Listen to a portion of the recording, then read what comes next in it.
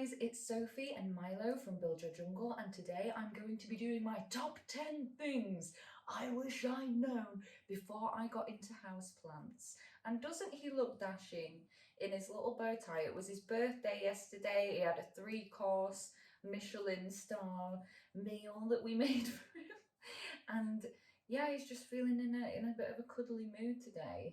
In number 1, we have misting leaves is actually really bad in most cases and can cause fungal diseases and bacteria to spread across your plants easily. This was what unalived my OG neon pothos.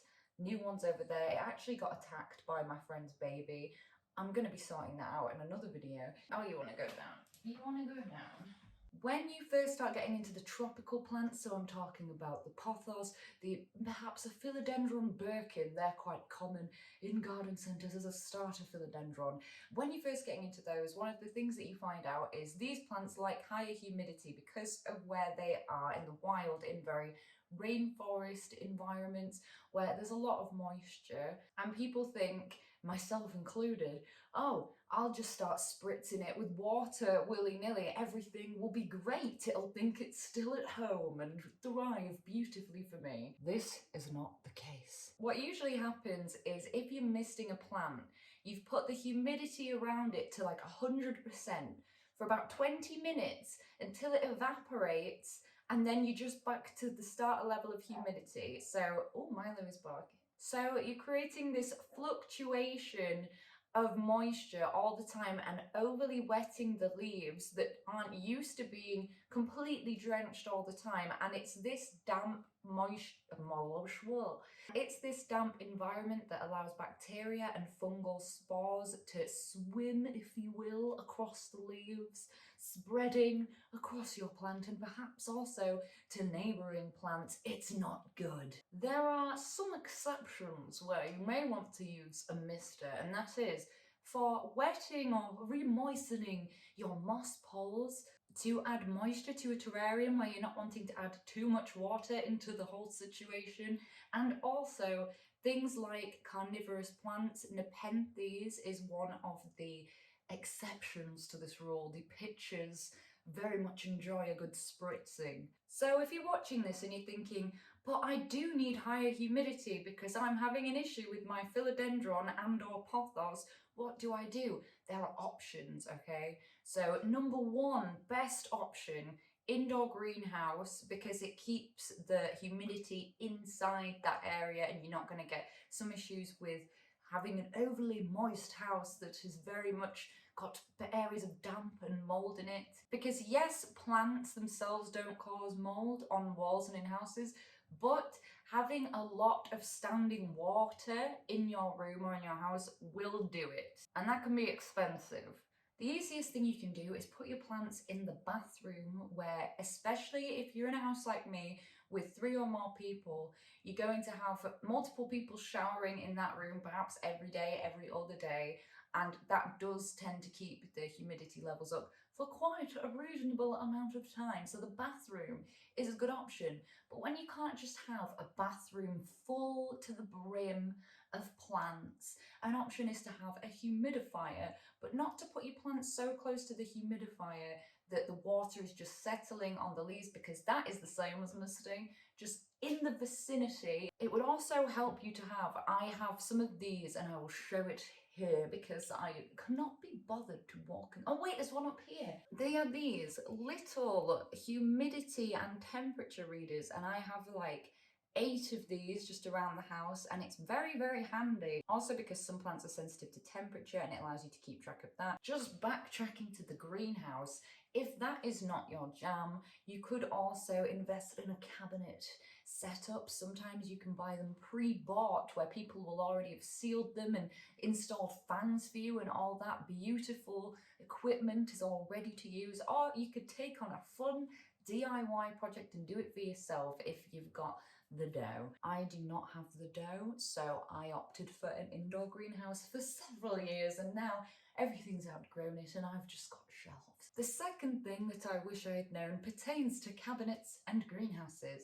So these need good ventilation. So what I have been doing before I got rid of my greenhouse, but I still do this in my room, is I have a standing fan and I put that on for at least 20 minutes a day in the morning and at night in winter, just to get some circulation around the room. And because I don't want to be running it all day, the fan is an absolute saviour in summer as well for getting the hot air quickly out of your room if you point it towards the window so that it's sucking the hot air out. Or you can get one of these small fans that are designed for aquariums and vivariums and stuff, and you can actually install that in the greenhouse so it's all ready to go. Because if you have a greenhouse or a cabinet and you don't ventilate it properly, then you will start to see white molds maybe building up on the sides and on the top of the soil. And you'll probably most likely see an increase in fungal and bacterial infections spreading amongst those plants as well after a certain amount of time. I can't count to 3 apparently. Number 3, and the one that I think I maybe should have started with this one because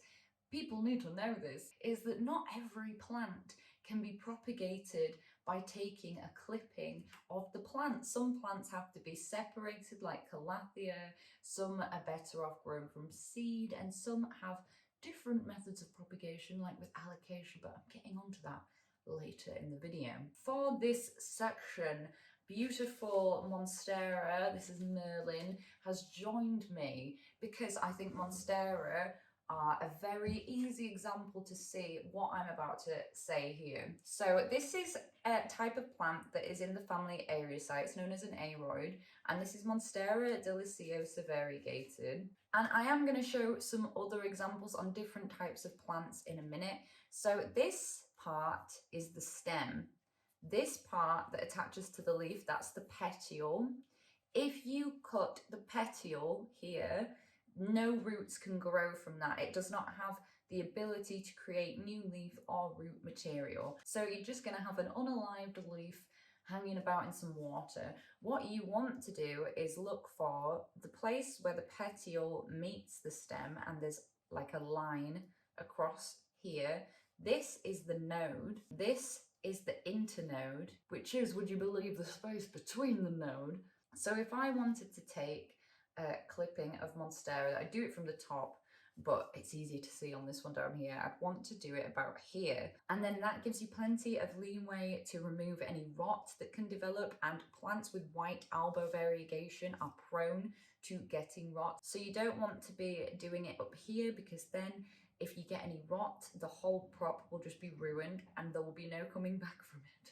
Nodes look different on certain species and genus of plants, so some different examples here. I will say the one exception to this rule is Hoya, because on all of these other plants, the roots and the leaves are going to grow from the node, but a Hoya, you can cut it at any point and the stem will produce new roots. Leaves will always come from the node, but roots can come from all down the stem and up to the node, so you can end up with really strong root systems from propagating Hoya. Also, one last thing about propagation is these are called aerial roots, and these are what the plants and certain types of plants would use to cling on to support in the wild. So this Monstera will not the variegated one, because this would not survive in the wild.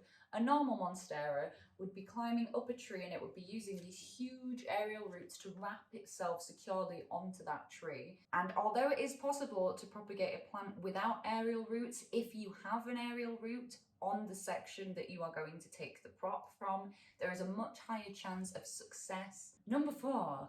When you are repotting an alocasia, you may come across something that looks like a tiny baby onion, baby alien egg, some kind of pebble, something that you would often just throw away and think, don't know what that was, but you actually want to keep these little things because they are called corms, and you can actually use them to grow whole new alocasia plants.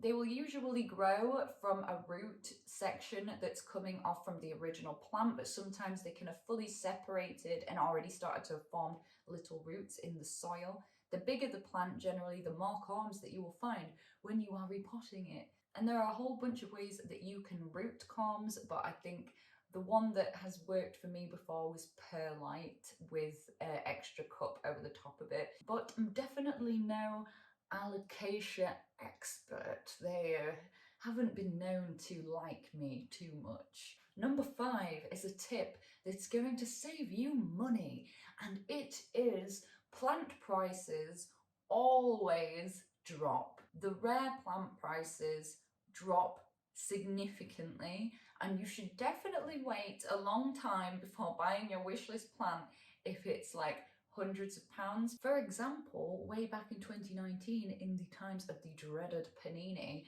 a propagation of this for one leaf was like £150.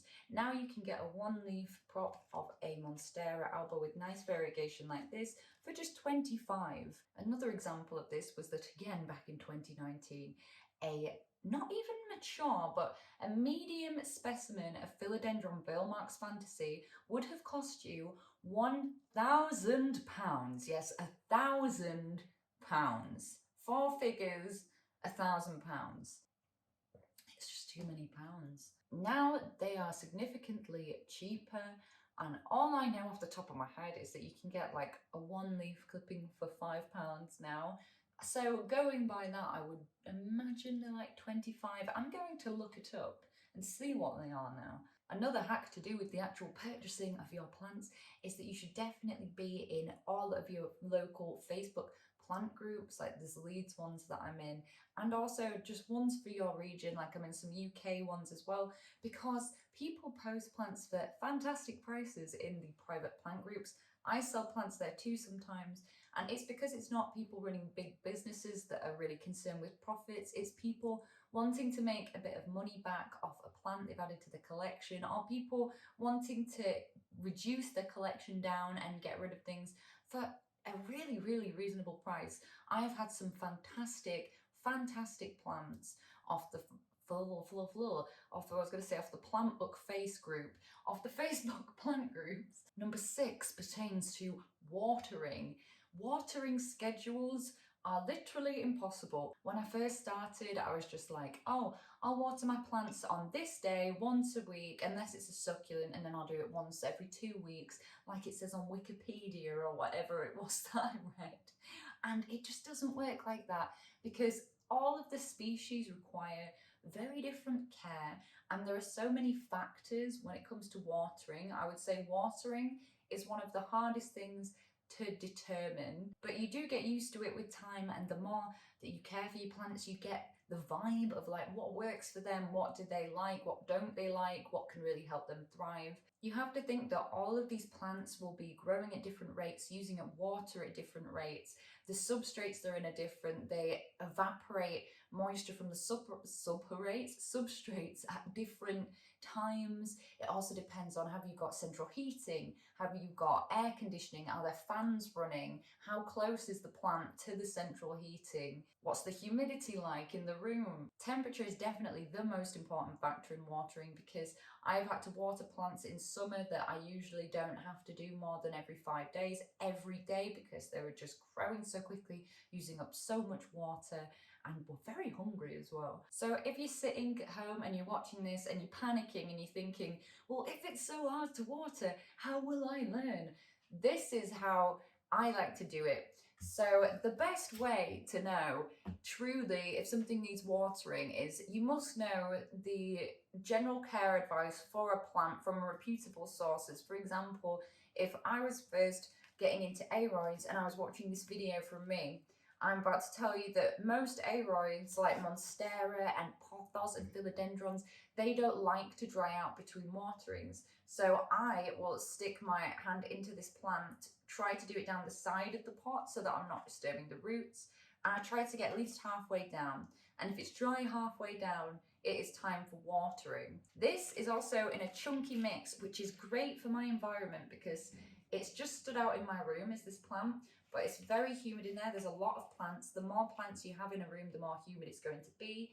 And a chunky mix like this is perfect for something tropical with this type of root system, but it does dry out a bit quicker. Now, if you are sticking your hand into the soil and you're thinking, well, I can't tell if it actually is wet, because sometimes, especially when it's cold, it's just cold and you're thinking it's wet, but it's cold. I'm just sticking my hand in there now. I can already tell that this is moist. See, the end of my finger has soil on it because it is still moist in there, but the top part did not get all soil on it like that, and that's how you know that it doesn't need watering. As you do it more, you'll also get used to the weight of the pots. You'll get to the point where you'll pick a plant up and you'll think, yes, this is how light it usually feels when it needs watering. It is much easier with cacti and with succulents because you just want to make sure that they've dried all the way down. So unlike these tropical plants where you're going halfway down, you want to really get all the way down and just check that it's completely dry, and then you know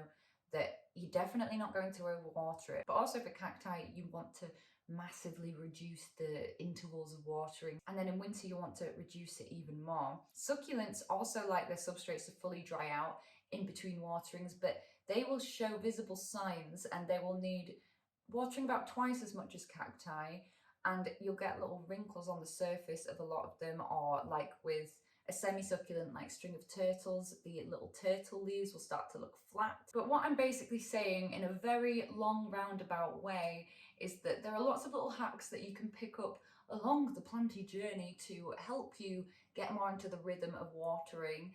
And yes, it does take a bit of trial and error, but honestly, you really get into the feel of it as you've been doing it for a while. This is a quick one, and it's a follow-up from watering. When it comes to watering plants, people hate having soil in the bath. It's surprising, I know. Who would have thought? People hate it. I know this now, but strangely, I have yet to stop getting soil in the bath.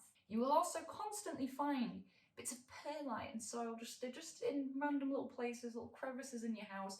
And if you don't live alone, like me, if you live with housemates, they will get annoyed about it. So just be mindful of how much soil you're getting in the bath. And getting soil on the floor is just a given as well. So be prepared to do more vacuuming than you have ever done before. Number 8 is always be checking your plants for pests, because by the time that you are just going to notice them without having to need to check up close for them, it is going to be too late and you'll have a full-blown pest infestation. And let me tell you that thrips in particular is one of the most stressful things to get rid of that takes many, many months and multiple treatments. So it's better to catch things early and not have to be worrying too much about if things have gotten very out of hand. I actually have a video up on my channel about how to identify and treat the most common houseplant pests.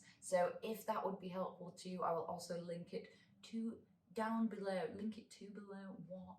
Also, if you have terrible eyesight like me, you might want to invest in a magnifying glass, and then you can check, like Inspector Gadget. Does he have a magnifying glass? I don't know. Just behind the leaves and on the stems and the surface of the soil and the base of the pot. Just have a good old look every time you water a plant, and then you're going to catch the fairly, and it's going to be fixable, and it's going to be a lot less stressful on you. I think this is more and more important as you get more and more plants as well, because you don't have time to constantly be carrying out pest checks. So if you can combine that with watering, that is a massive time saver. Number 9 is it is worth keeping every single plastic container you ever come across for 2 reasons. One, you will find yourself needing multiple containers as you want to do props. Yogurt pots in particular make fantastic little 6cm starter seedling pots that are clear, and you can just heat up like a metal kebab stick on the stove and poke holes in the bottom of it, and then you've got a little pot with drainage. And I will use and wash out and reuse these pots until the point that they break, and then I will recycle them. And this is much better than just recycling all of these single-use plastics that we constantly take in as a society. I find that the UK is terrible for the amount of plastic. In fact, I've got a wee little example here of a little plastic shot glass that I used as a clear, nice little clear pot for this aeonium. Aeonium. I'm really good at saying this word. Do your housemates constantly get takeaways that you can't afford? Think of this as an opportunity to build up a nice collection of plastic takeaway boxes. Number 10, and this is the most important one, which is why I've saved it till last, and it's something that I am constantly parroting on about. I was a chicken then, I don't know. Parroting on about on my Instagram, and it is that everybody makes mistakes. I think a lot in the planty community, people are very much like putting this perfect image of them out on YouTube or on Instagram, and that, oh, they can do no wrong and that everything's perfect. And people look at that and it makes them feel bad. And it's just not true. And it's why I like to have my series Houseplant Hospital. It's why I like to show you guys when I'm troubleshooting plants and when I'm having problems with plants, because everybody does.